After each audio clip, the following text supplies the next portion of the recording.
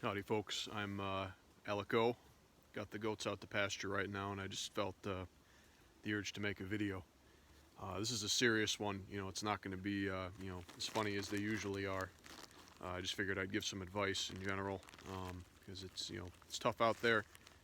In this wonderful day and age that we're in, it's pretty hard out there, especially if you're like me or just a man or boy in general.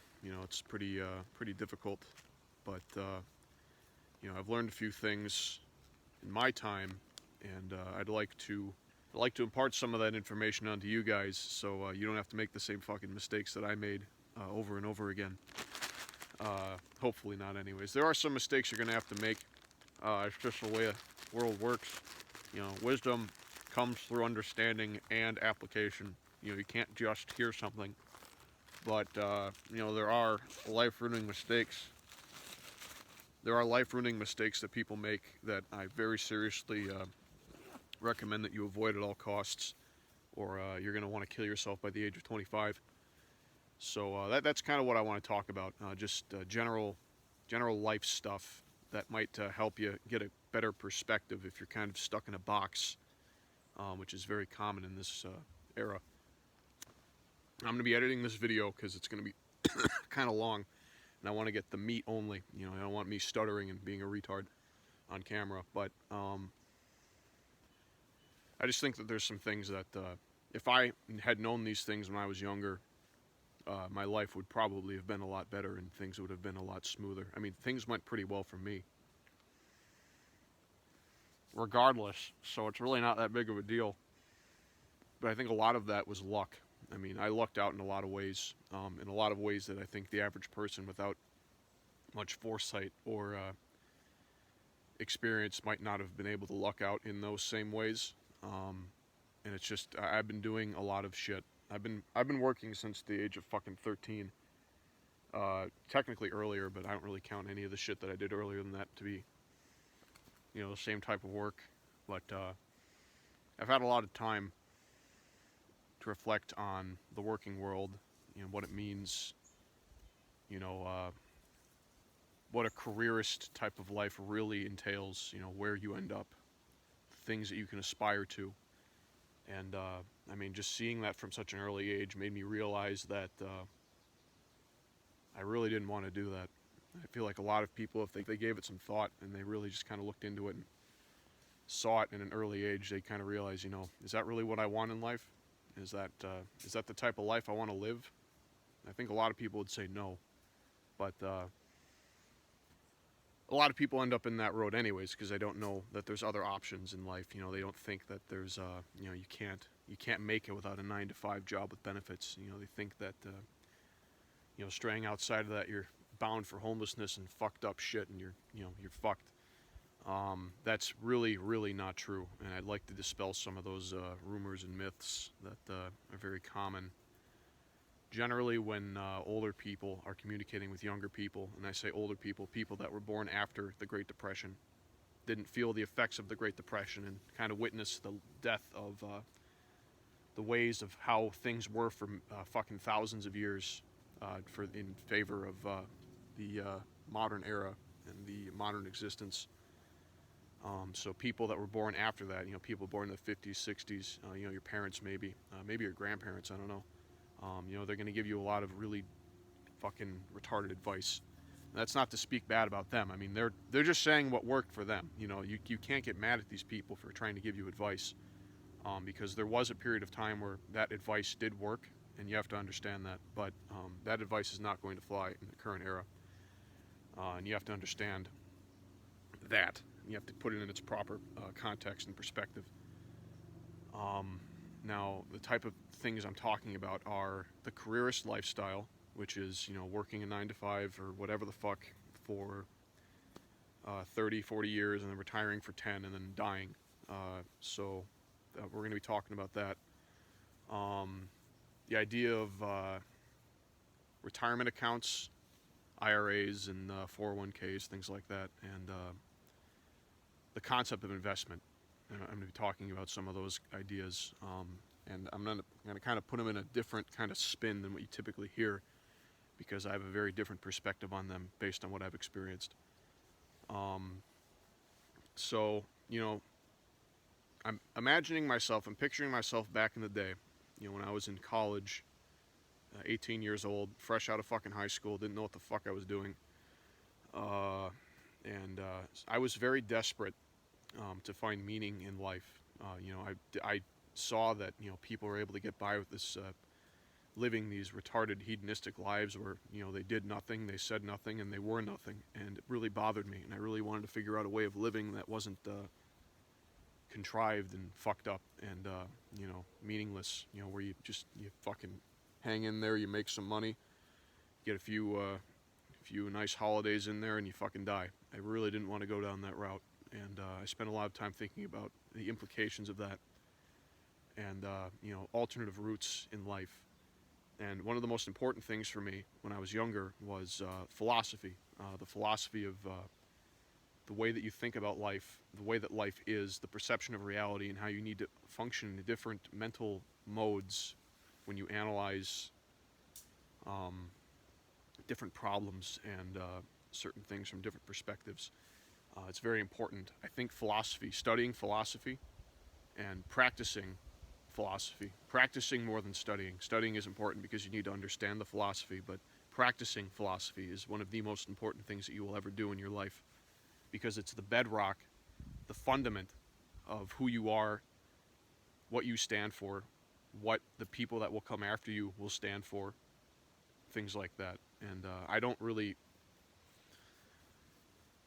I try to separate philosophy from ideology because I think ideology is a fucking cesspool of people that desperately want things to be a certain way, but they don't understand from a conceptual level how to make something like that happen, or, you know, perhaps the thing that they want to happen is just a pipe dream that is just impractical and not worth even thinking about.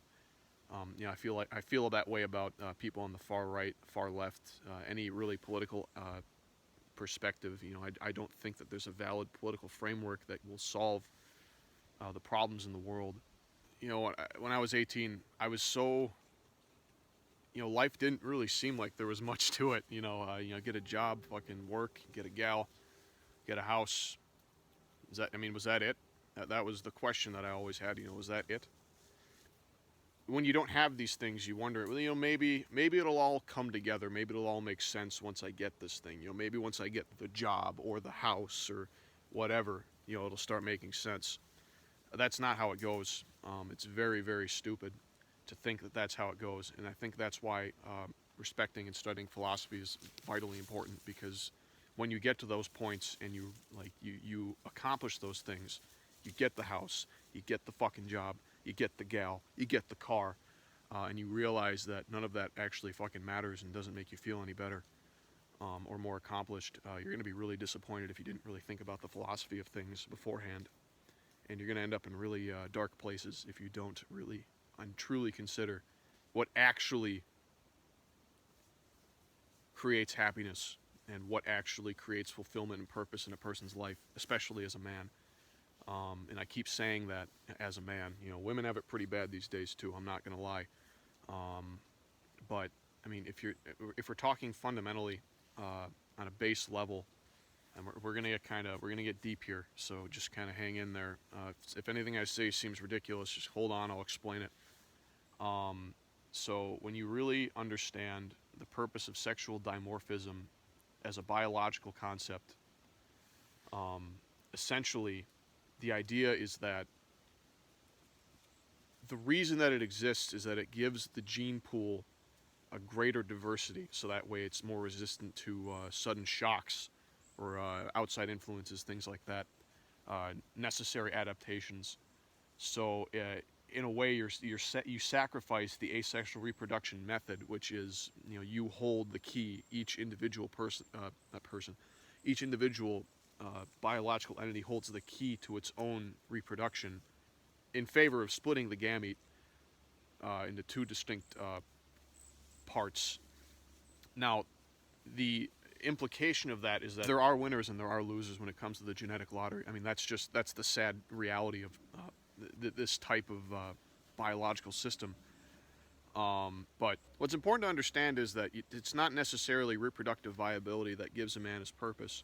It's definitely helpful. I mean, I'm not saying it's not, but when it comes to fundamental purpose and philosophy, it doesn't necessarily have to come from reproduction or even finding a lover. It doesn't have to be that way. Again, it's nice. I'm not saying it's not nice. I am saying, though, that you can have purpose as a man even if you're not fit to reproduce, or if it doesn't seem possible, or if gals just don't like you, stuff like that. I still think you should try. I don't think this kind of stuff with this too. If you think you're of that strata of people that are in the losing hand, I very seriously recommend that you keep trying anyways. I mean, what's the if you're already set up for failure, what's the fucking harm of trying? Yeah, the worst is it's nothing's gonna change.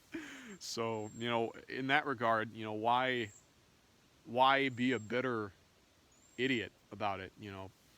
Just sitting around fucking complaining about women when you could, if you're already resigned to failure, just keep trying.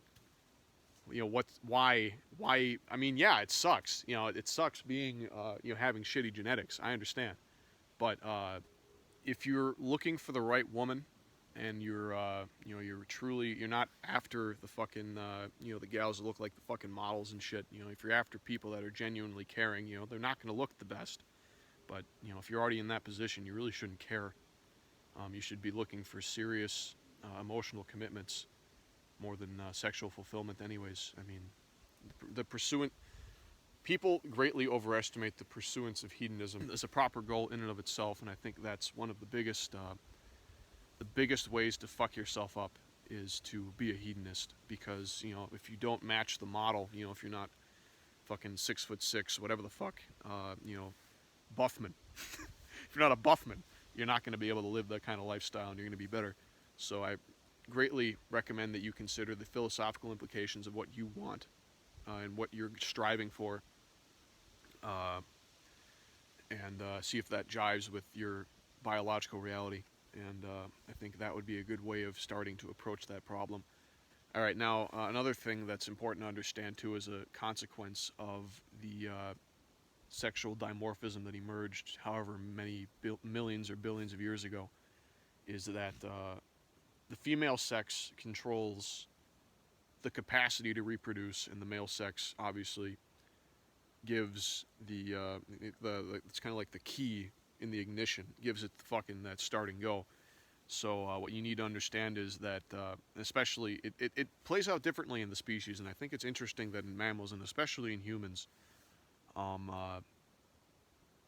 the strength potential of men is so much fucking higher than the strength potential of women. It's alarmingly so. And the rate at which you can put on muscle and shit like that as a man versus as a woman is, I mean, the rates are not even sort of comparable. It's completely different.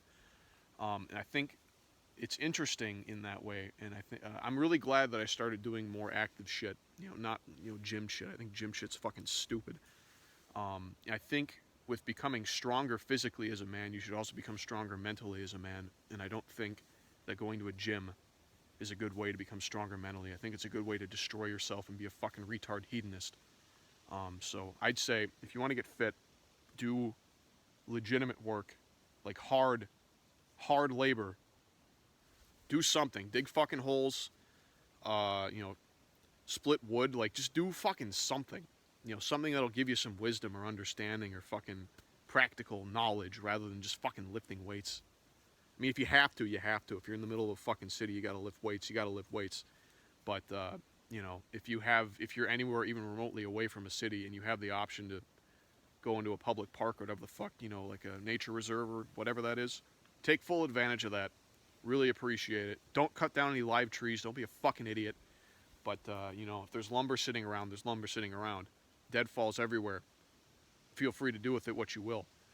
But just keep that in mind. Don't cut down any live fucking trees. Don't be that guy.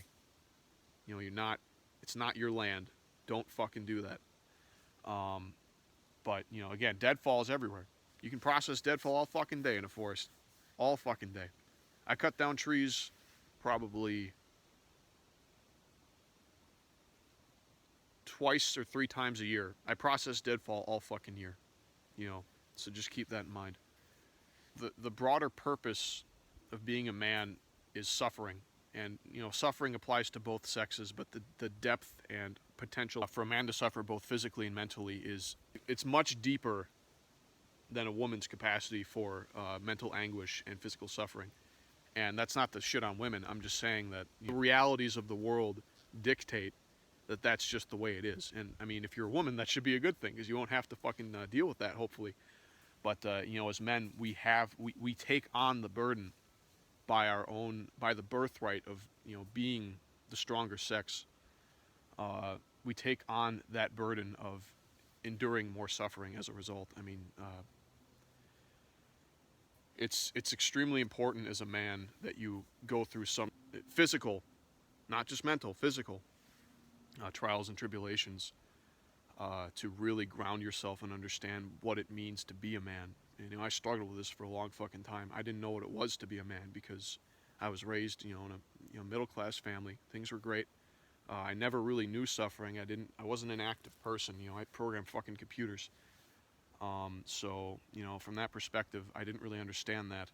But as I went out in the world and, you know, I was on my own, I started to really think about, you know, what it means to be a man, what suffering is. And I put in a lot of thought about how suffering can be a good thing. And, you know, if you think of it as like, you know, my goal in life is to minimize suffering and maximize pleasure, it's gonna sound confusing to you, because it's like, you know, how can there be good suffering? But I'd like to submit the idea that, you know, maybe thinking about life in terms of minimizing suffering is a foolish thing to do, and it's not a good thing, because especially as a man, if you don't suffer, you never gain wisdom or understanding.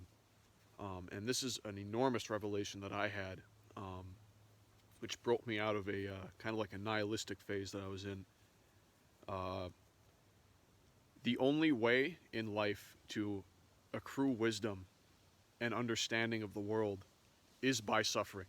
Your own personal tribulations provide to you a wealth of information and understanding at the end that is unparalleled, incomprehensible, inexplainable in most ways to people in a direct way without them having experienced that. And that's why it's so fucking important. It's so fucking important that you force yourself to go outside of your comfort zone. You know, try some shit you wouldn't have considered trying. Modes of living that you maybe thought were not possible or out of your league or whatever. Doing these things, because if you don't do them and you just live a life of quiet, apathetic contentment, you're gonna die the same man that you were when you were fucking 16. And if you don't like how you were at 16, I recommend that you start figuring that out, because you're gonna be that way if you don't force yourself to get out there and, you know, try some shit that might not be the most comfortable thing in the world. Now that's that piece, knowing that suffering is the gateway to wisdom and understanding. That is a man's greatest endeavor. That is what allows a man to maintain his purity even after he's entered adulthood. And this is a very important concept. You know, when you're a kid, purity and innocence are two sides of the same coin. You know, it's the same idea. But, you know, as a kid, innocence isn't a destructive thing, because you're coming to understanding. But as a man, innocence will destroy you. Innocence can fucking kill you. And you have to understand that. You have to understand that you need to shed innocence in order for the pursuit of wisdom to even begin. And that's a tough one. I mean, that requires a great deal of suffering. So realize that, and understand that even though you lose the innocence, the carnal innocence that you had as a child, the pursuit of wisdom and understanding of the world and trying to piece together a way of living to pull yourself out of the dredge, sludge shit around you, that is the purity of being a man. Not innocence. Not, you know, cute displays or whatever. It's the pursuit of wisdom, understanding, and creating a life for both you, the ones you love, and those that will come after you that is better than what you had. And what that means depends on the person. You know, for me, I've picked my lot. You know, I want to live a life where the sweat of my brow and the blood that pours out of me pours onto this land and makes it a better place to be, makes it a place that can sustain life outside of the corporate infrastructure. You know, that's what I want. But, you know, maybe it's different per person. I'm not saying that's the only way of being. It's the way I want to be. But, you know, maybe you're content with not having control over everything that allows you to exist. But, you know, just solemnly understanding that, you know, your contributions to the people around you are meaningful, and you know you're living a life that you would want people to emulate. I think is a big thing. If you feel like you're living a life where someone would look at you and you would want them to think, man, I want to be like that.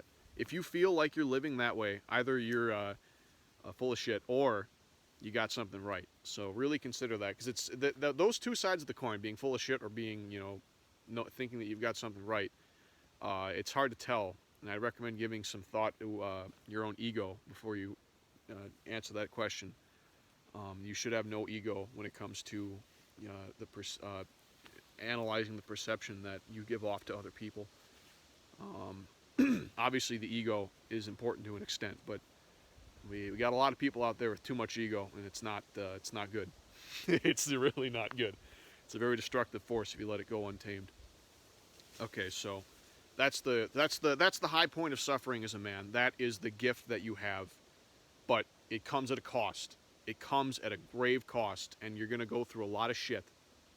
I'm not saying that lightly. You're gonna go through a lot throughout your entire life, and there's gonna be peaks, there's gonna be lows, and those peaks, though, if you really put yourself out there and really fucking try, and you really fucking search for truth in life, and you follow the philosophy that you find for yourself, and you fucking finally dig down and figure that shit out, and it all comes together, and you go to those peaks, even the lowest fucking points that come after that, not even comparable to the fucking true contentment and enlightenment that you feel in those peaks. At that point, when you feel as though you've figured out a mode of living that is not arbitrary, that means something, physical suffering is just an afterthought at that point. You know, mental anguish, you'll feel it every now and then, but it won't be the same type of mental anguish that you felt when you were just going around blindly trying to figure out what the fuck you were doing with your life. Completely different fucking set of parameters, and you have to understand that. So that is the blessing and curse of being a man, and that's very important that more people understand that, and that more parents, you know, prepare their young sons for that reality, and their daughters. I mean, they're suffering as women, and you know, the wisdom, the pool of wisdom available for women is separate than that of men, because they will experience things that we will never experience, and that's the reality of life. Because wisdom is the application of knowledge and understanding, there are certain things that with a male biology you cannot apply. So you will never truly come to that wisdom and understanding, and you need to accept that. You need to accept what you can and can't control, change, or experience. And at that point, you can then focus on what you can control, change, and experience. And that's extremely important, and it applies to a specific group of people that I will not name.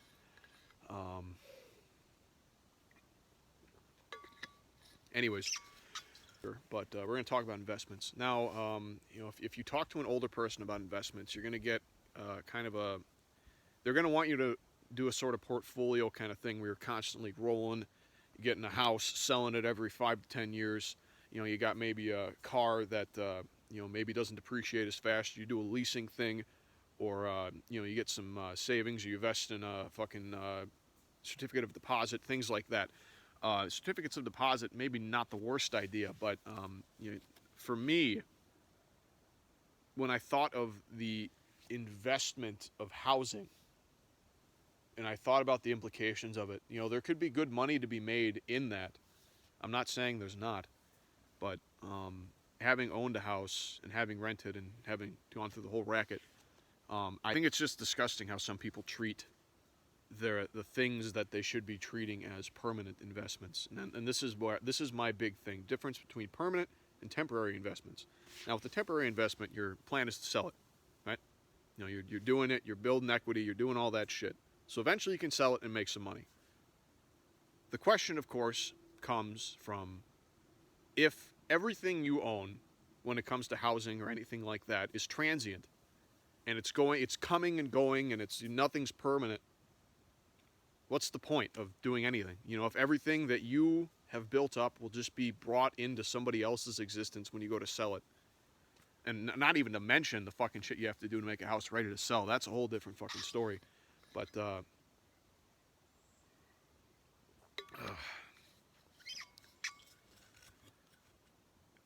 if everything is an investment, nothing is permanent.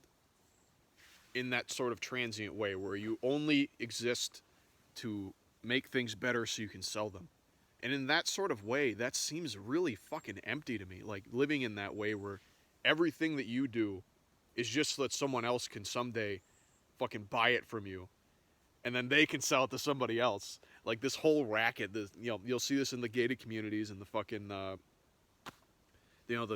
nicer suburbs, middle class suburbs. It's just fucking appalling, this treatment of real estate.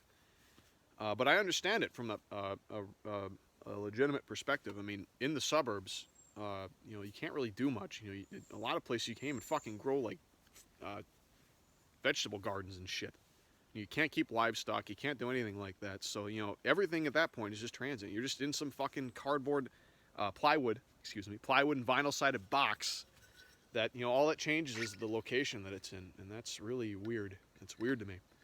I didn't find myself interested in that racket, and then that's why I came up with the concept of permanent investments versus temporary investments. Now, a permanent investment is something that you will hold on to until you are dead. So then in that regard, the investment isn't what you get back from selling the thing that you've purchased, but what you get back in maintaining and building up the thing that you've purchased. Now, in my mind, I like that method of investment better because it feels like what I'm doing actually contributes to something that will last my entire life, and maybe into my kids' life, their kids' lives. I don't know. I don't know how long it's going to last. Maybe they'll sell it. Maybe they won't appreciate it the way that I did. But for me, I like the concept of owning something that as you get older, it gets better.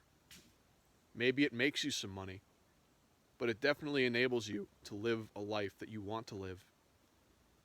And no one can look at you and say, well, that was a bad investment because, look at what you've done with it. And for me, the land is like that. I'm going to own this fucking parcel till I'm dead. I'm dying on this fucking land. That's how it's going to go. And when I see the enterprises that I'm involved in and the work that I've put into it continue to manifest and improve, it fills me with more contentment than simply having a large amount in the bank.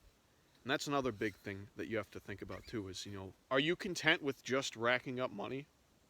Are you content with just racking up money and putting it away and never living, or are you willing to maybe live off of less money in the bank, making less money? That is a weird fucking fly right there. That is weird.